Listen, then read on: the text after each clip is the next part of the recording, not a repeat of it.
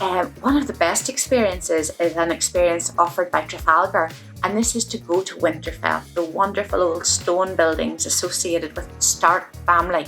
And here you can be a Stark for a few hours. You can dress in the furry cloak of the Lords of the North. You can have a go at archery, shooting a few bows and arrows.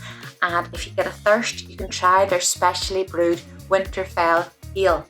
So that's a wonderful Game of Thrones experience that most people really enjoy. So I've been asked to describe Northern Ireland in 3 words, which is simply not possible.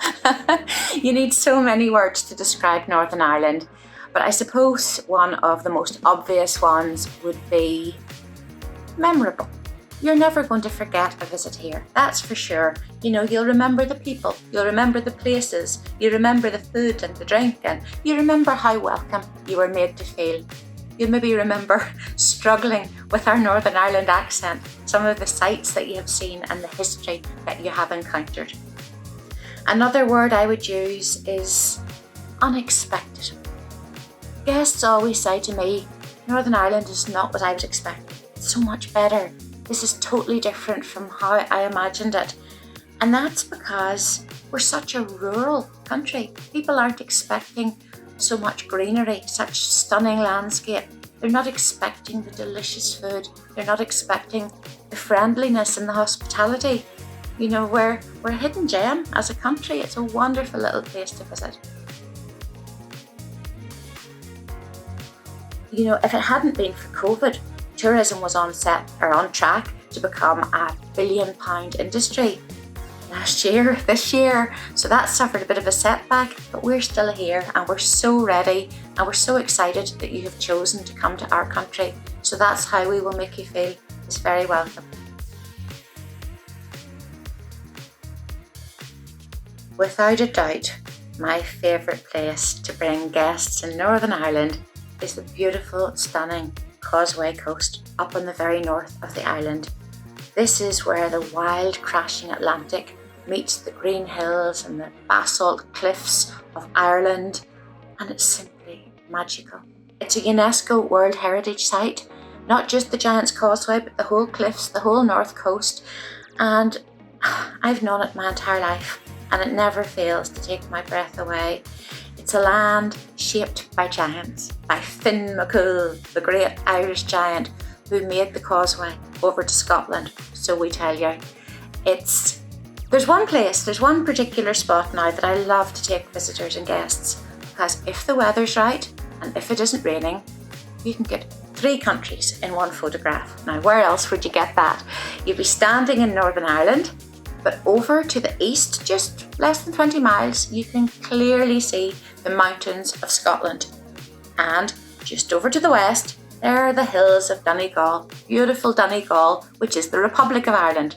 So there you have Northern Ireland, Scotland, and the Republic of Ireland, all in one stunning photograph.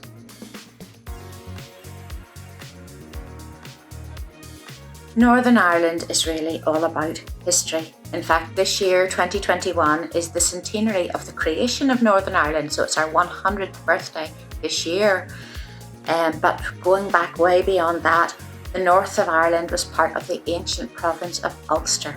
And we've got history here ranging from ancient standing stones and megaliths, coming right through the era of St. Patrick, Christianity, the establishment of the early monasteries. We've got Viking history here. We've got Anglo-Norman history here with so many castles dotted around the landscape. We have got an Ulster Scots history because an awful lot of people from Scotland made their home in Ulster as well. We have got the big houses, kind of the Downton Abbey type history, the stories of those families. We've got more contemporary history with histories of the wars, of course, the impact of World Wars I and II here. And then, of course, there's that contemporary history, the Troubles, which dominated, our news for 30 years. And we can take visitors to the peace walls. We can take you to the interface areas, where Catholics and Protestants lived side by side. And during the Troubles, we had to build walls to keep the two sides separated. It's fascinating for guests and visitors to see that. We can take you to Titanic. A lot of the Trafalgar itineraries include a visit to Titanic Museum to hear about our shipbuilding history. We can talk about linen. We've produced a lot of linen in the past. We've got wonderful museums. And again, some of the itineraries include a visit to the Ulster American Folk Park, where we think about emigration and look at the way of life in Ireland centuries ago and the factors which caused many people to leave here and head out to make new lives. So history is all around us, and you'll find that many of your directors are historians and are willing to share their own story and their own experiences of living here.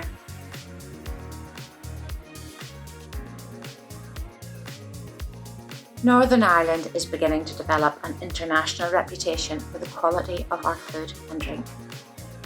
We have got fishing fleets which go out and bring in wonderful seafood, and it's hard to get anything more delicious than a bowl of creamy chowder full of portobello prawns served with lovely Irish bread.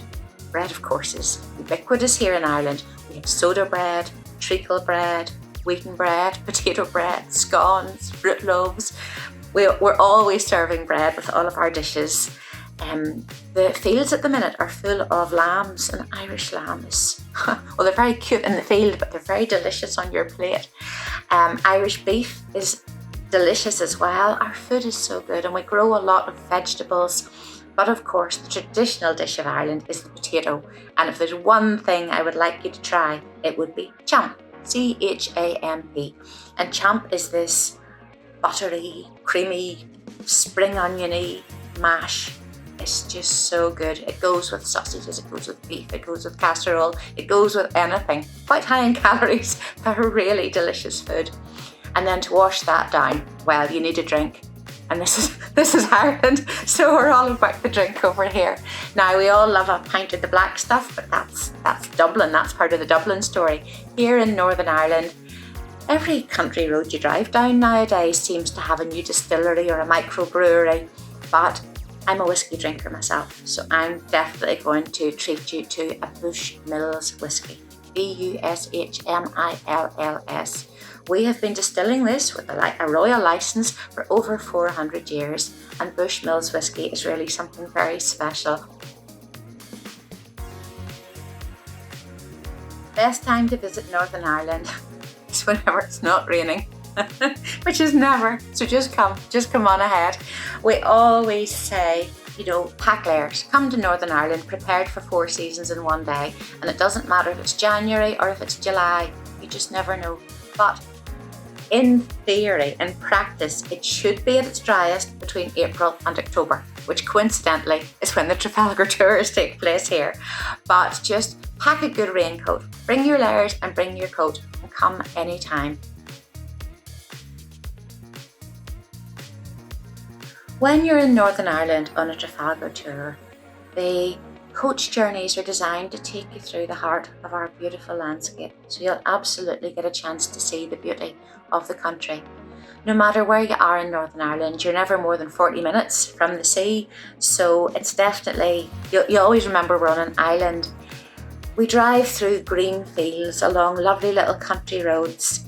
Visitors always comment on our hedgerows. Rather than having fences, we plant hedges. Some of our hedges are hundreds of years old, and they're the home to our wildlife and our berries and our flowers. You'll see all of the livestock in the fields, the cattle and their calves, the sheep and their lambs, horses. You'll hear the birds everywhere. You'll see the forests and the rivers which are teeming with fish, and the lakes. You're surrounded by beauty everywhere you go.